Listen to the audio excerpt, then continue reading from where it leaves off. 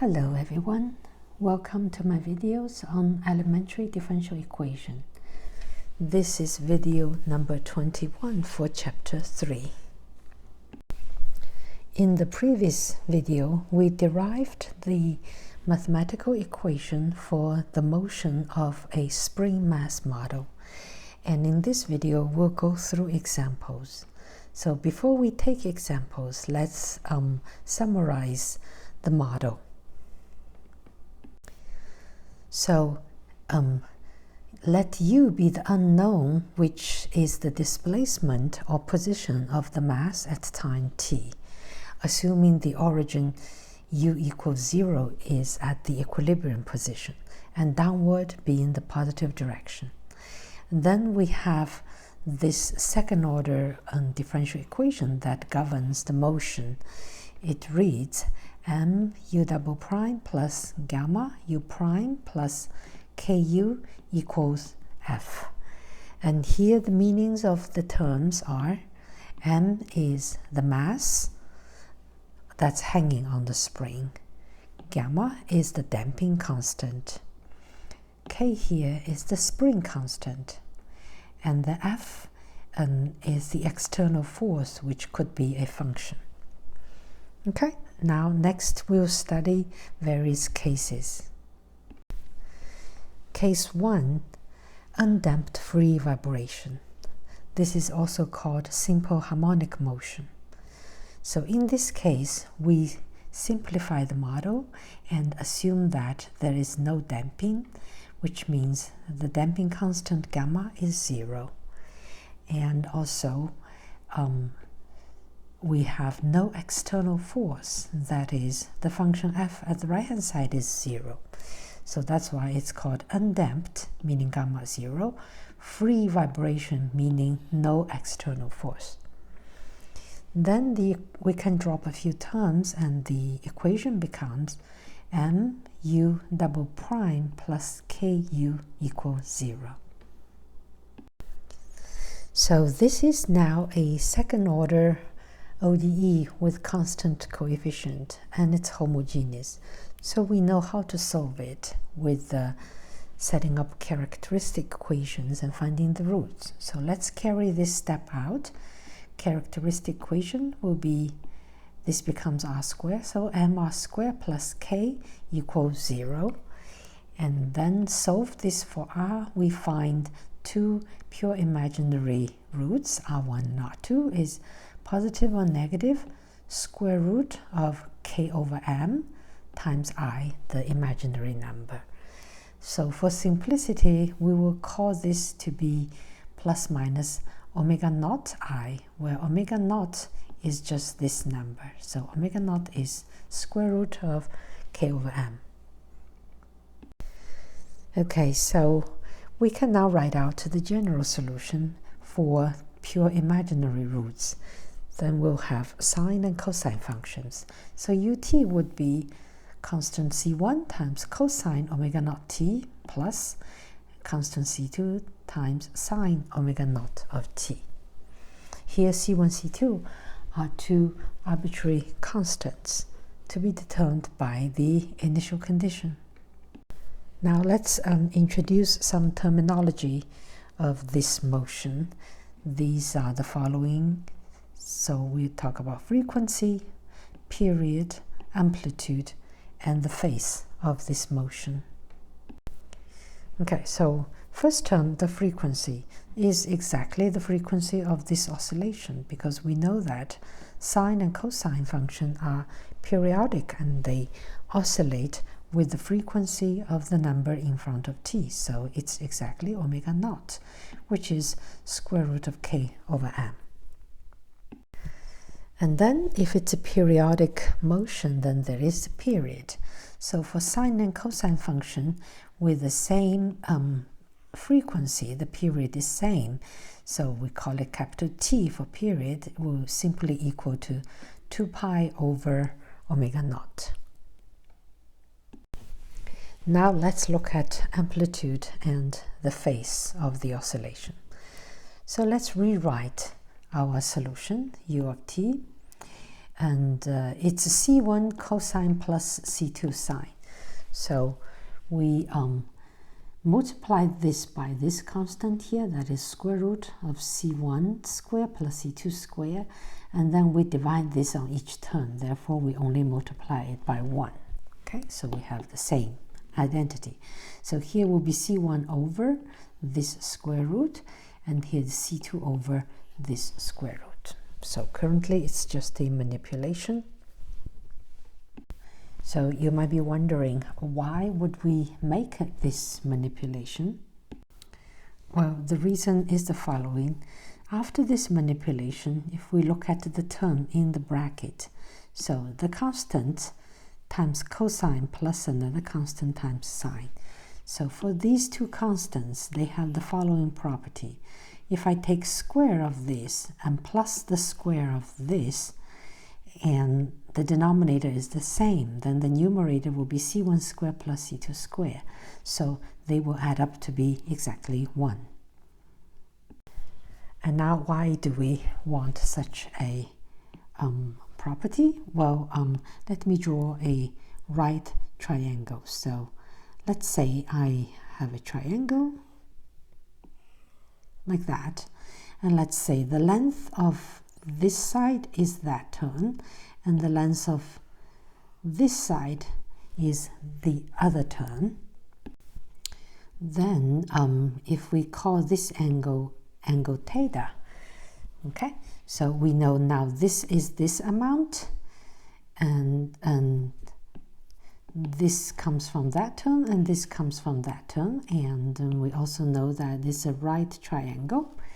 Then we know that the square of this side plus the square of this side equal to the hypotenuse. So now we know the hypotenuse has length equal to 1. And now let's denote this angle to be theta. Then we see that sine theta will be exactly this length here, is sine theta, and cosine theta would be exactly this side here, is cosine theta. Okay, and this property is what we will use.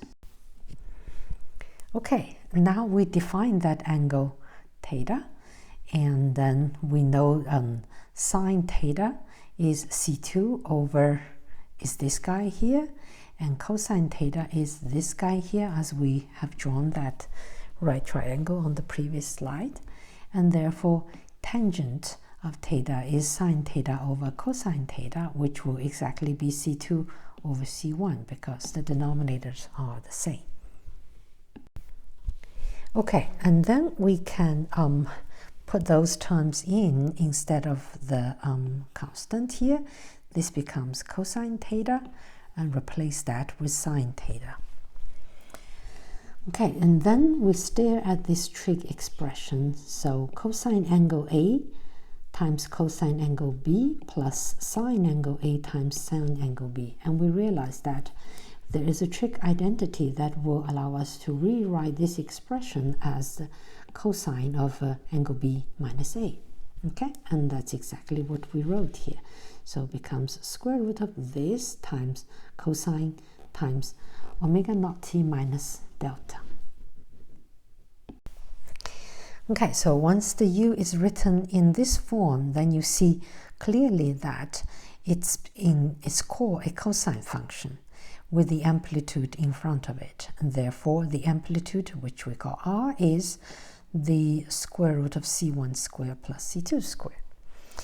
But then the oscillation does not start at angle 0. It has a phase shift, so by the amount of delta. So therefore the phase is this delta, which is a angle whose tangent is C2 over C1 is defined here. So it's a arctan C2 over C1.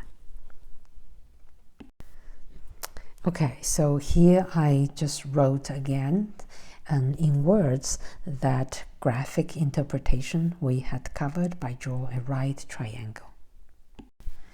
Okay, so before we move on, let's say a few words on units, because in word problems, sometimes the units are not given with the standard one we use, and one might have to convert quantities. Okay, so there are two weight systems that we use. One is the one we use in US with pounds and feet, and the other is the metric system. So let's look at the first one using pounds. So force, the unit is pound, weight unit is pound, length is feet, and the mass here will be pound and s square per feet. In that case, the gravitational constant g here will be 32 feet per second square. Okay, another system is the metric system, where the force is Newton and weight is a force, so it's the same as Newton, and length is meter and the mass is kilogram. And in that system, the gravitational force is 9.8 meter over second square. Okay, so general comments before we start our word problem. So problems in this part of the lecture, they usually come in the form of word problem. Everything is described by words, and we need to learn the skill of extracting information from the text, and that we can put them into mathematical formulas. Okay, so here's our first example. Okay, so here says a mass weighing 10 pounds stretches a spring 2 inches. And now we neglect damping.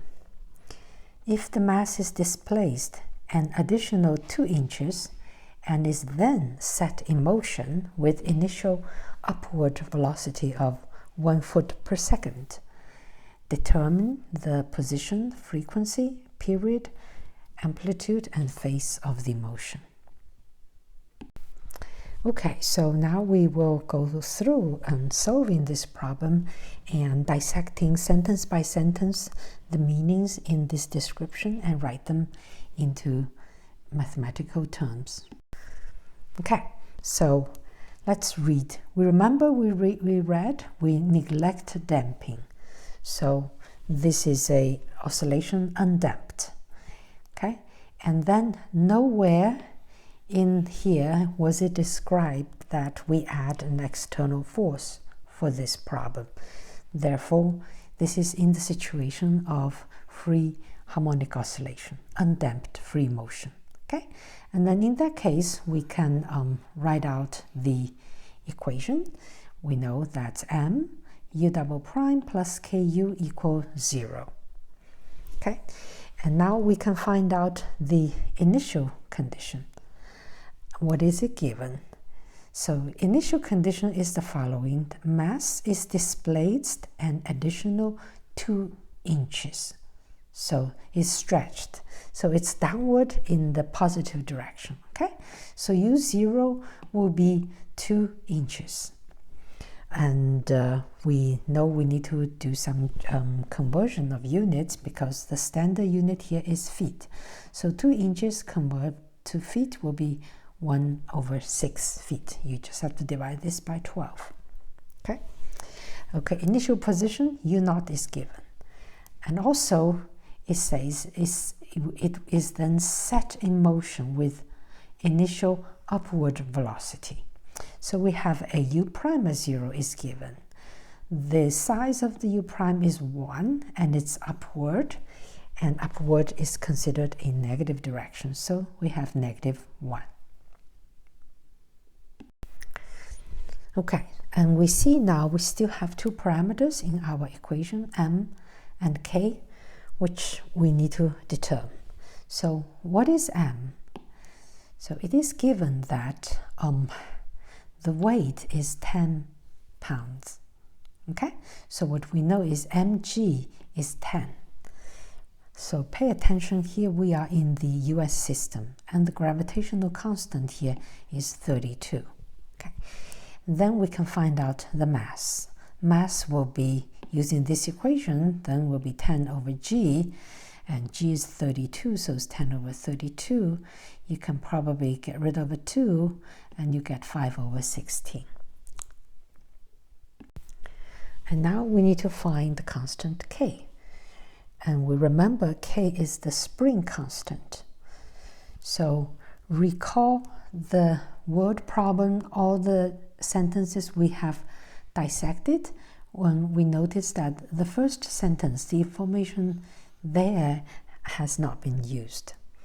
This says that if we put a weight of 10 pounds on that spring, it will stretch 2 inches. Okay, and that will allow us to find the spring constant. Okay, but then we need to do a little bit converting. So the stretching is 2 inches, which is 1/6 of feet. And then the mass is, we know, 5 over 16. And then the Hooke's law tells us that K times L, the spring constant, times the elongation equals to the mass, the weight hanging there. So mass times the gravitational constant. Okay, actually that would just be the weight. Okay, so K would be mg over L, and we know mg is just 10, and then L is 1 over 6. You do the calculation, you get K is 60. Okay, so we have the m and the k. Okay, so let's now put in all these values into the equation. Then we have the following. So we already divided the equation by another m, so we have 1 in front of u double prime, and then we'll get u double prime plus 192u equals 0. Okay, and the equation is equipped with the initial conditions. U at 0 is given, and u prime at 0 is given.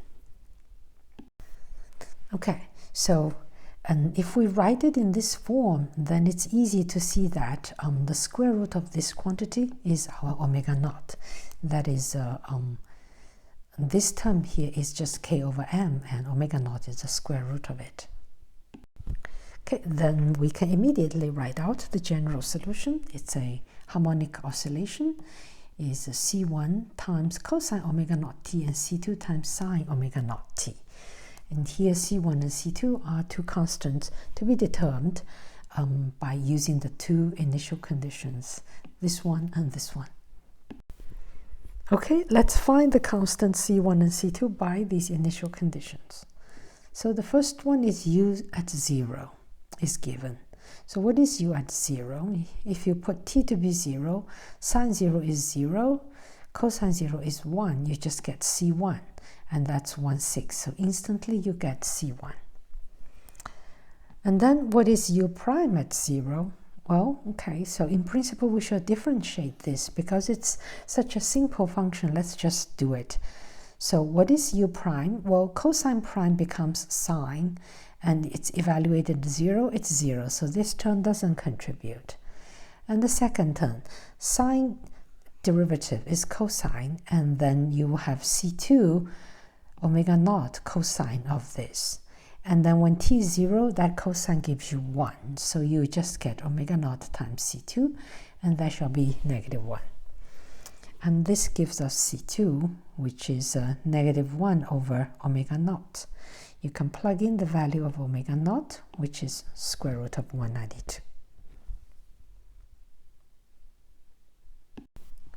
Okay, so we can also comment on that. If you have free harmonic motion and it's given with the initial position and initial velocity, then C1 is always the initial position because they're this identity.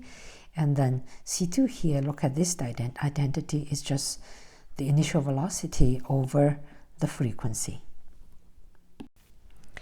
Okay, now we can put in the C1 and C2 in and write out u as a function of t. That is, the position at any time t follows this function here. Now let's find out the 4 terms of our motion. Okay, so frequency, which is just omega naught, that's square root of 192, which we have done. And then period is just 2 pi over omega naught. by plugging the numbers and divide both sides by 2, and then we get pi over square root of 48, which is 192 divided by 4. You get that number. And then the amplitude of the motion is this number square plus this number square, c1 square plus c2 square. Okay, if you square this both and add them up, you get this number, which you can hit the calculator. It's about 0.18. And then we can find out the phase, which is arctan of C2 over C1, and then C2 is this, C1 is that, then that's arctan of 6 over that, and one can simplify the radical form into this, square root of 3 over 4. Okay, if you want the exact angle it replaces, you can hit the calculator and find the angle either in degrees or in radius.